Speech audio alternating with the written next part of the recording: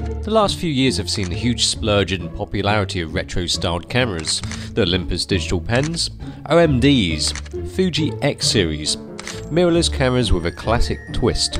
It was only a matter of time before someone tried to do it with a digital SLR.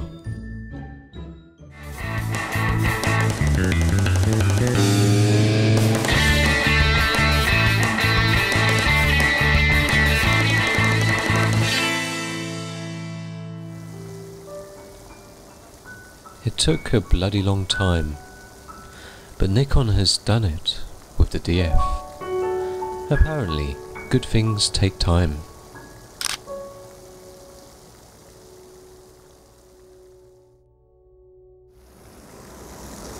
And they came out with this.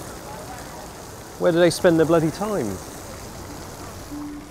I mean, they said that the DF was 4 years in the making. They took 4 years to do this. They're trying to make it look like that. Well, they bloody failed then, didn't they? I mean, what were they doing, to be honest? If we look at the top dial, okay, yeah, you got exposure comp dial. Oh, that looks classic. ISO dial, oh yeah, dial must be classic. Oh, they've got another dial here. Shutter speed dial, classic. And then the prism, all right, vaguely similar. 4 years, 1, 2, 3, 4. 4 years, 1 year for each dial, and then 1 for the prism. Well done. But the rest of it looks like a digital camera. Okay, they've got to put LCD screen buttons there, but it looks like a D800 with some fancy stickers on the front. It doesn't even have an aperture ring on the lens. Oh, how do we make it look more classic though? Let's put a silver dial on it. Wowee. The lens is your not-so-old auto-focusing 15mm f1.8G with a shiny bit around it. True, you can mount old f-mount lenses on it, even pre-AI, but the standard focusing screen is not good for manual focusing. Can you change the screen? Probably not. This is 100% accuracy viewfinder. And like the D800, you probably can't get any kind of cat's eyes, not literally cat's eyes. That would be cool to dig a cat's eye and put out in this cat's eye, the brand. I mean, if you look on the bottom, it looks like a D800, but then you've got this hole. It's a flap, so it must be classic with a latch here. Battery, a memory card. Memory cards? Why didn't they just put it on the side like usual? I can't even close a latch. Bastard. You can think of a lot of different kind of, what does DF stand for? It's digital fusion, but dumb, douche fuck. The fuck. Daft fuck. This segment has been cut short due to explicit use of the word fuck. You know, I know why that guy in the advert took so bloody long to lift the camera and set it and stuff like that. Because it's actually bloody confusing and not that smooth to use. It's got a mode dial. Look at that. And it doesn't just twist like that, you have to lift it up. M mode. Bang. Oh, subject's run away and it's too quick for me. This is a very pretty shutter speed dial, I have to say. I mean, look at that. If you're French, you probably appreciate the colours. But when you've got an A mode, it doesn't have a function anyway. Nice sound though. Enjoy the sound. DF stands for Digital Fusion, or should that be Digital Confusion? In some ways, I don't think there's a good integration of manual dials and digital automation.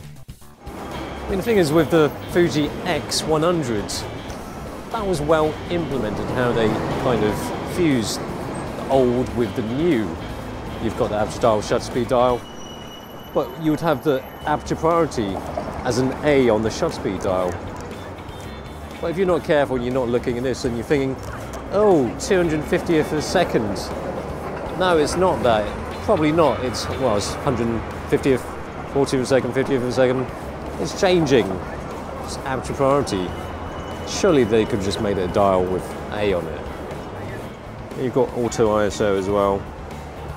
Set it in the menu. Dial here. That's to set the minimum. And the Canon G series has an auto ISO on the dial. It's this one you have to go to the menu. Oh, that's just fucking slow, isn't it? Now I know why the advert was showing that really slow guy taking photos of things that weren't moving. The focus is not all that good. Fucking hell, this is shit. This is not even a low light area. Why isn't it focus? Just pick any random well-lit subject. Moving, of course. There you go. Better. Yes, this is an autofocusing camera. It's got 39 autofocus points. It's the same system as found in a D610. That's not a good thing.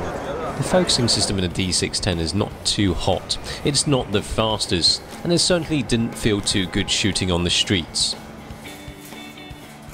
Alright, what about stuff other than the AF?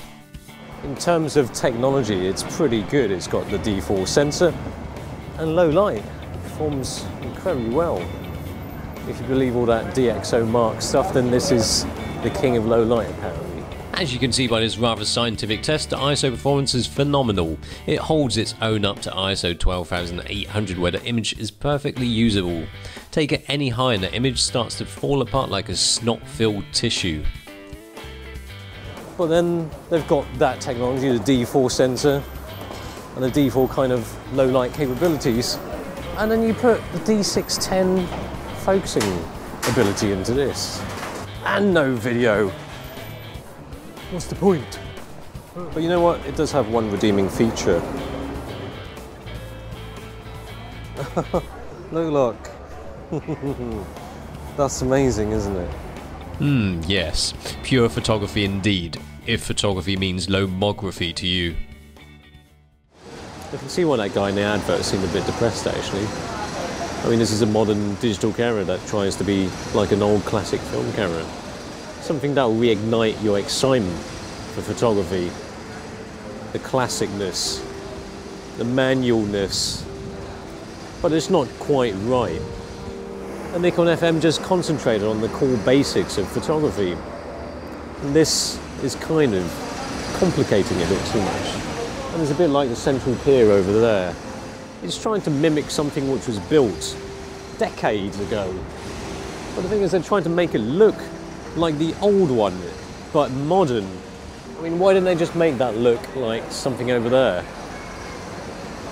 And unfortunately, this feels like it could have been something a little bit more, but it's disappointing. Disappointing fusion. Oh, there's another DF. That wasn't a fuck. Look, I don't have anything wrong with this as a camera per se, even though other than the sensor the specs are hardly exciting, with a 5.5 FPS burst and really basic DSLR stuff. It takes photos, nice images, but if performance and image quality is what interested you, you'd get the D800 for around a similar price. You're buying this for the dials and the look. Well, the top plate and the dials. The trouble is, the dials don't feel intuitive to the workings of this camera, so you're buying this for the way it looks. You're buying this because it's styled to look like a Nikon FM, rather than designed to function like a Nikon FM.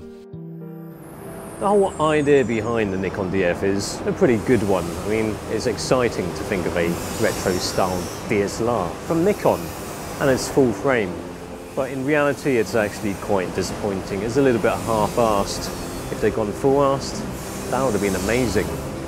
Or no assed at all. If they just stuck with their DSLR as boring, inoffensive, but functional. I won't laugh at anyone who's going to buy a Nikon DF. Well, anyone interested in a DF must have a good sense of humour anyway, so I guess they can do that themselves. This is a bit of an oddball. It's ever so postmodern, no depth. Alright, it's got a good sensor, but frankly, one should expect a bit more out of Nikon. They should have gone all out and removed all automation, tried to make the dial designs better, and sized down the camera. This was a chance for Nikon to become cool again, to make them something other than a Canon chaser. But this effort is about as cool as seeing your uncle try to do an Ali G impression.